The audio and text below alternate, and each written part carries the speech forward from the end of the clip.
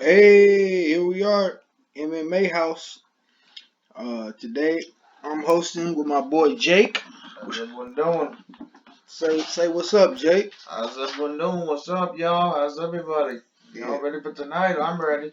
Yeah. We all excited about tonight. I'm definitely looking forward to it. Um, let's just break down this card for tonight. Let's get straight into it. Um, mm, let's start from Aljamain and Jan, Peter Yan. And then we can go to the Nunes and Anderson fight, and then we'll talk about Israel versus Jan last. How's that sound?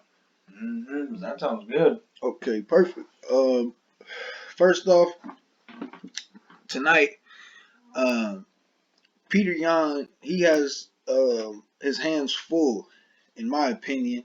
I think this is actually his first not I want to say challenge, but his first time coming to a point where it's kind of almost make or break. Like it's a very big mountain to climb by getting through Aljamain.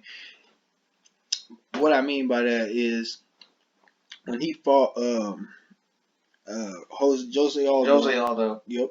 And then he also beat RDA, was it? I think it was RDA. Yeah, I'm not he sure. beat RDA and he beat Jose Aldo.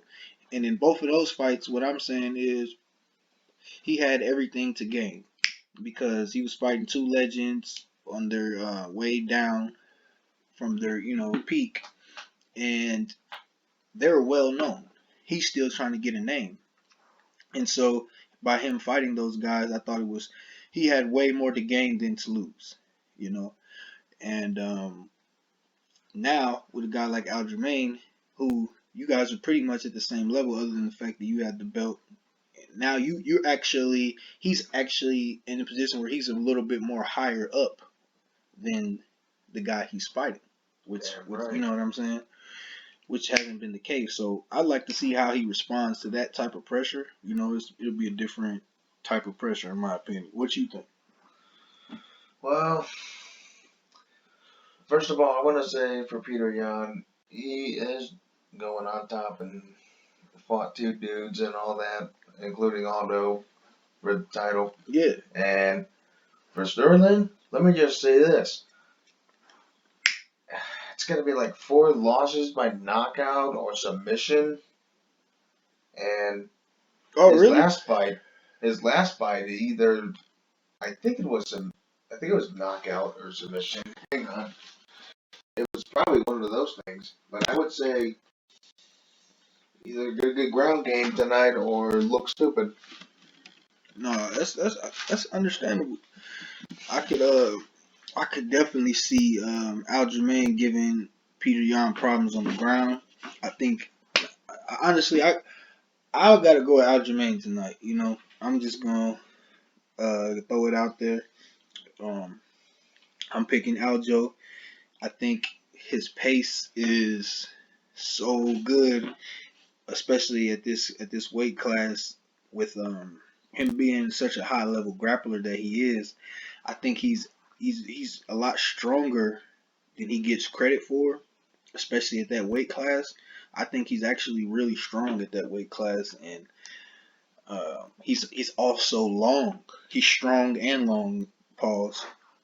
But if he can find if he can keep um if he can keep closing the distance, you know, and not let Peter Yan get comfortable just throwing shots and getting the rhythm throwing shots. I mean, I think he can really surprise some people tonight.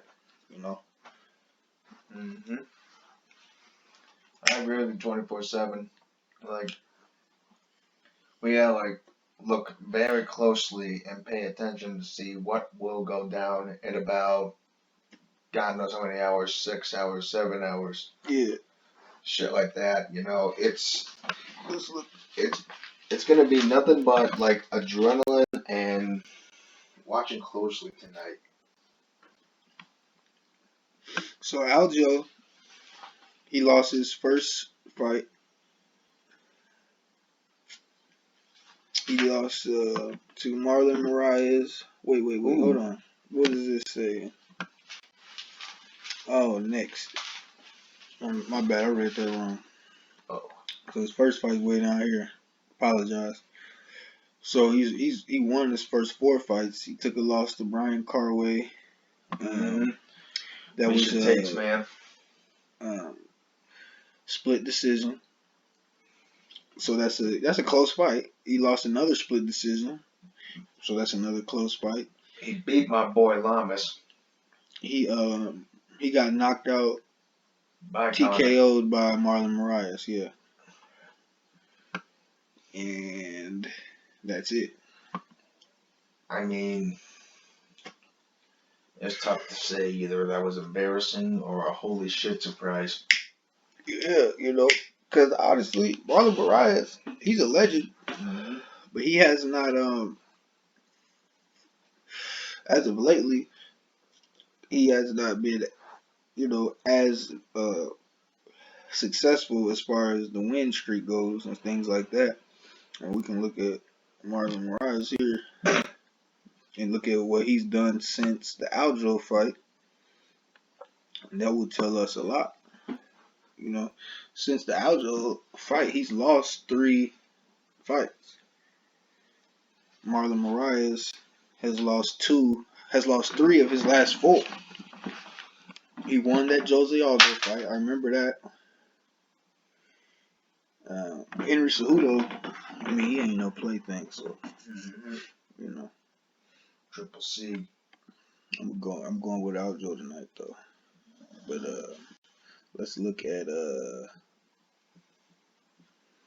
let's look at Peter Yan's record as well.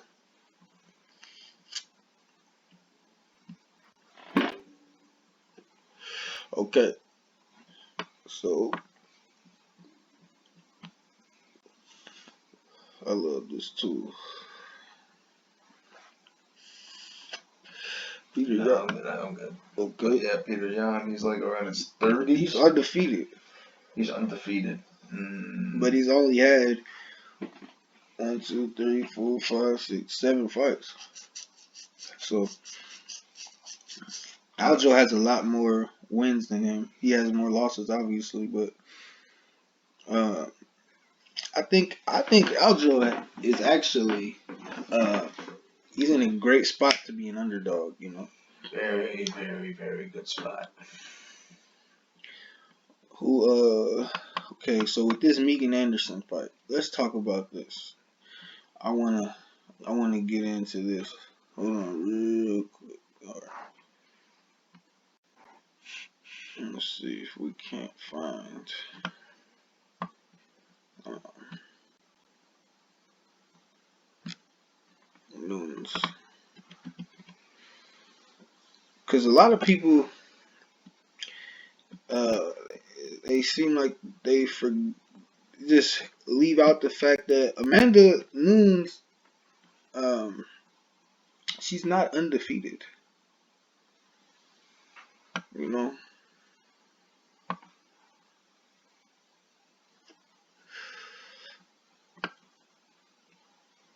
she had some losses early in her career. Yeah, that's Kat Zingano. Yeah, and Alexis Davis. Mm-hmm. You know, Zingano and Davis both defeated by Rousey. yes, and And, they make it seem like Amanda is the GOAT hands down. And it's she no. is the GOAT. Not triple, double champ. That's fine. Okay, look, I'm not even saying that she's not the GOAT. I'm Yeah. saying that I think it's disrespectful to like Cyborg and Oh. things like that because again, Amanda has losses too. So it's not like you can't lose and be the GOAT. So if you lose, that's okay. Losing does not take you out of being the GOAT. And Cyborg lost to Nunes, which is cool.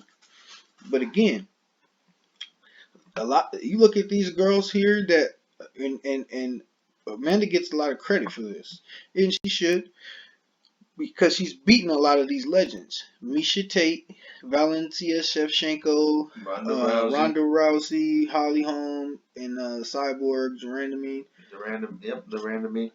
And I think Durandamy. Yeah. Okay. So let's be clear. These girls that she has these wins over, these women, they were not willing to fight Cyborg.